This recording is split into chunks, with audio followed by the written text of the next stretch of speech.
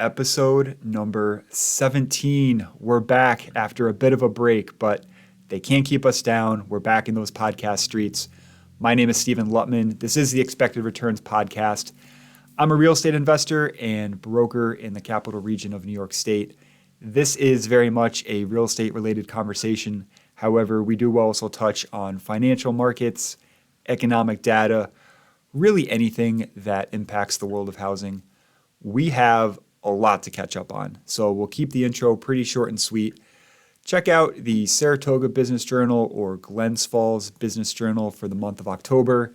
They were nice enough to have me contribute some thoughts on the capital region housing market.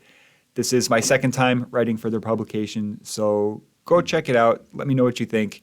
And you can find this at coffee shops, local banks, fast food takeout. If for any reason you don't live locally or you can't track it down for whatever reason, if you do a simple Google search for my name, Stephen Luttman, and Saratoga Business Journal, it'll take you to my initial piece that I wrote for them, which I believe was back in April, but then looks like option number 2 on the search results is going to be for the month of October. So if you like it, let me know. And if you really like it, maybe you want to do me a solid and let them know so they're more likely to invite me back for future editions, which is great for me because it's good exposure. So again, Saratoga Business Journal, Glens Falls Business Journal. That's it. Let's get into it. Where I want to start today in the spirit of Halloween is by talking about death. Now, I've never died. Most likely, if you're listening to the show, you've never died. However, we've all had different types of exposure to the inevitable. Recently, I was heading north on Route 50 towards the state park, and where I would typically turn right was blocked off by construction. So no big deal.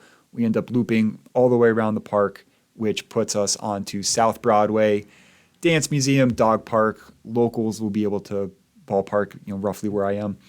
This is 2-lane traffic in each direction, separated by an island type median in the middle. Now, this is a pretty fast section right before you get into downtown, 45, 50 miles an hour. Car in front of me slows to a stop, and we would be in the right-hand lane. And sure enough, there's a crosswalk there, but it's pretty discreet. There's no flashing lights. There's no real indication. It's kind of just a little break in the street. So bicyclist proceeds to walk out into the street, while simultaneously I happen to glance into my rear view into what would be the left-hand lane, and there is a car barreling down the street, clearly not getting the message on what's going on here. Upon impact, the bicyclist survives 0% of the time, just doesn't stand a chance. So you got a car going full speed, bicyclists about to exit our right-hand lane, 1 step, 2 steps, 3 steps onto the curb. If the car didn't nudge his rear tire, it gave it about as close of a shave as you could possibly get. Now, outside of me almost having a heart attack, no one else got hurt here, which thank goodness. But this near-death experience is very similar to the state of what many would describe the U.S. housing market today. Now, Seeking Alpha ran a headline recently, U.S. housing market dead man walking. Chief economist at Moody's was quoted as saying housing correction is dead ahead. For the purposes of this segment, we'll be referencing quite a bit from the Freddie Mac National Survey of Lenders, which last week found that the 30-year fixed-rate mortgage was 6.94%, which is the highest rate it's been in 20 years. For millennials and for younger generations, something approaching 7% is going to be pretty scary. But if you were to go back all the way to the 1970s, when this particular survey first began, up until 2001, where we are today is still significantly below the long-term average. It's not the rate today that I find bothersome. It's the velocity in which we've gotten there. Over the past 12 months, the 30-year has increased 125%, so it's more than doubled. That's never happened before. Now, part of that is due to we are coming off of historic lows, so when you're dealing with small numbers, any type of fluctuations are going to be magnified. But the increase we've seen of nearly 4% has only happened once before. And you would have to go all the way back to 1980 to 81 to see it. Nationally, median sales prices have been coming down since the summer. So what does this mean for the capital region? Because we always try to tie it back to what's happening local and what type of actions can we take. If you've seen any of the Halloween movies, no matter how many times they try to kill Michael, he just keeps coming back. Well, I'm going to keep saying it over and over again. Prices retreating in a meaningful manner here just isn't likely. Summer 2021, from a national perspective, saw the year-over-year change in prices increase 25%, whereas locally, we were only about 2/3 that number, meaning our peaks were lower, which should also mean our retreat should also be lower. No major employers have announced large layoffs here or relocation plans. If anything, it's been the exact opposite. Companies continue to expand. And finally, when nationally the inventory of houses has increased over the past couple months, capital region still remains 2 months of inventory, which is an all-time low. Buyers having few options in many ways acts as a floor for prices. This week, GCAR should be releasing sales data for the month of September. We'll discuss that in the next episode, but for the time being, my thesis remains the same. Prices here remain intact.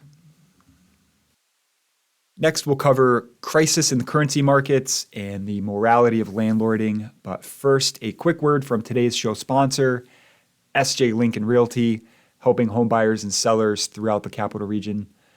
I've been a real estate investor for a decade. Next month will mark 10 years and operate the office here as the licensed broker. If you or somebody that you know and that you care about has a real estate related need here in the capital region, let's connect. Steven at sjlincoln.com. That is my email address, goes directly to me, or sjlincoln.com/book a call, where you can schedule a telephone or Zoom chat with me. There are no receptionists here. There are no new agents learning on the job. You hire me, for better or worse, you get me. And again, that's Steven at sjlincoln.com, sjlincoln.com/book a call. Let's get back to the show. Let's talk about what it means to be powerful, specifically when it comes to currencies. Now, before we do that, we'll take a quick step back just from a life perspective. Nobody wants to be viewed as weak, right? Whether it's physically, emotionally, you want to be powerful, you want to be strong. For context, there's something called the US dollar index, which tracks the American dollar versus a basket of other currencies of other countries. This has increased 20% this year. We've had politicians run on platforms proclaiming the importance of a strong American dollar. But is this actually a good thing? When you're the world's currency, nothing you do happens in a vacuum. Picture that you're an American manufacturer that sells goods overseas, and you have a buyer in England looking to purchase your goods. The pound to dollar has fluctuated 22%, meaning it's suddenly 22% more expensive for that buyer to purchase your goods. This is a big problem. It's not as if your product suddenly got worse or a competitor's product suddenly became amazing. The decrease in demand for your product is attributed solely because the vehicle in which they used to purchase your good has fluctuated in a way not in their favor. Here's where it gets really messy. We talked about the American dollar being the world's currency, which means when developing countries borrow to fund operations of the government, they do so almost exclusively in American dollars. And the reason that they do that is because we've seen examples in Africa or Venezuela where they have inflation rates in the hundreds percents every year, right?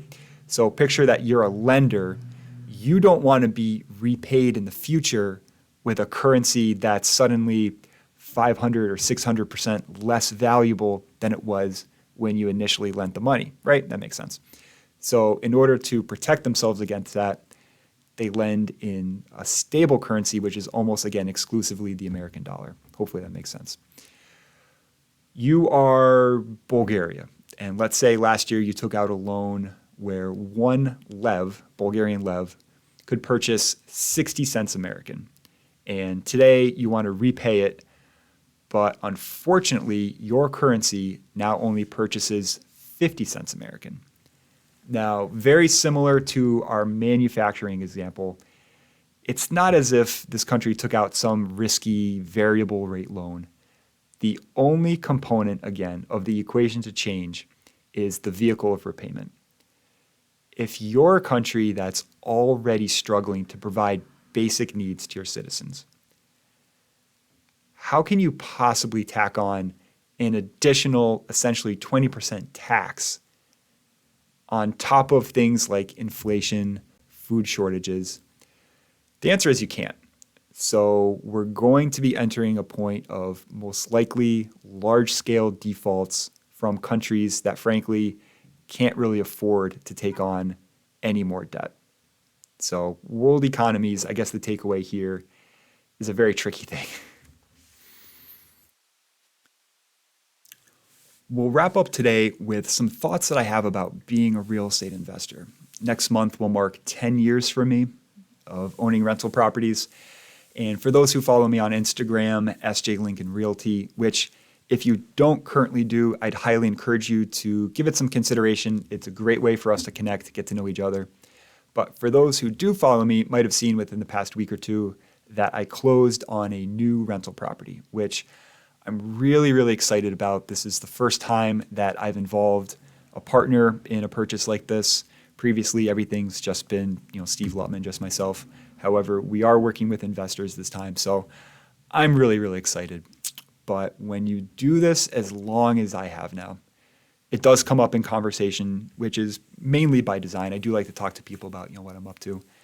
But overwhelmingly, the feedback I get is maybe you get a question or two about what it's like to be a property owner. And occasionally you'll get someone who's really interested in talking your ear off. They want to learn. Maybe they've been considering doing it and you kind of spark their interest. Occasionally you will run into someone who pushes back. You might get things like, how dare you take advantage of those who are less fortunate? All landlords are terrible people. What you need to understand about people like this is that they're losers. And we typically don't like to paint with broad strokes here on the show, but we're not dealing with job creators or problem solvers or innovators. These people are overwhelmingly complainers. And some of you are saying, oh, Steve, I get where you're coming from, but come on, they're coming from a good place, right? They mean well. If you are an investor and run into a conversation like this, here's an experiment that I want you to run. Ask this person if they've ever considered purchasing a rental property and renting it at cost, no markup. If the spreads as we as owners are so egregiously high, then imagine the positive impact you could have on a family's life by offering a rental situation at no markup. Even better, you could take it one step farther and say to a prospective tenant, if you happen to stay 3 years, 4 years, at the end of that period, we'll refinance the loan and whatever equity is in there, we'll give to you. That's yours. And you can go use that for a down payment on a house. Imagine the powerful impact that you could have on a lower income family by doing something like that. This is where the excuses will start. And you'll typically be something like, oh, I don't have that kind of money. Yeah, you're right. Owning rental properties does require money. It is an expensive endeavor. However, the good news is there are multiple properties listed on the MLS right now in the capital region you can buy for under $100,000. So you could get in for, figure down payment, closing costs, $15,000. And they'll say, oh, that's way too much. Okay. Get together one like-minded friend, two like-minded friends. Each put in $5,000. You're good to go. Yeah, but I don't have that kind of experience. I don't know how to do it. It does require knowledge, and it does require a skill set. You're right. Then you can offer to coach them. Pro bono, no cost, just offer to walk them through whatever headaches they might come into. What you've done is you've put together a plan on how to lower a monthly expense for a low-income family. Outlined a game plan on how to structure the purchase so it's going to be minimal cost to the person you're going to be helping, and also offered to coach them along the way. And you know what? They won't do it. They won't. And the reason they won't is because they're complainers and they're not doers. If they genuinely cared, they'd take you up on the offer. And I hope that they do. I think it would be a pretty cool experiment to run. But no one has taken me up on the offer, and I suspect that they probably won't take it up with you either. That's it. Thanks for spending some time with me. Before we get out of here, being that it's Halloween week, I do want to pass along a scary movie recommendation. And you won't find this on any of the streaming platforms. It's a bit off the beaten path. But from 1992, I want you to watch Ghost Watch. One word. If you've seen Blair Witch Project, Paranormal Activity, this is very much the predecessor that led to those films. It's somewhere along the lines of maybe upper limits of PG, lower bounds of PG-13 for the parents out there. It's not super gory. It's not violent or nudity or anything like that. It's just kind of a fun, scary movie. If you do check it out, let me know what you think. But this was never in theaters. It was strictly a television broadcast. And the BBC, so many people thought what they were watching was real that the BBC later had to apologize and subsequently dissolved the film. It's very difficult to find. But again, Ghost Watch, one word. I will link to it in the show notes today. That's probably going to be your easiest path to find it. But again, if you do watch it, let me know. I'd love to know how my recommendation was, and hopefully to get some good Halloween scares out of it. There are an infinite amount of content available to you. Thanks for spending some time with me. Whether it's just one person or hopefully at some point maybe lots of people tuning into the show, but people seem to like the content I put out, which really does mean a lot to me. Makes me feel good. So if you or someone that you know has a real estate related need in the capital region, Stephen at sjlincoln.com, sjlincoln.com/book a call. We'll talk again soon.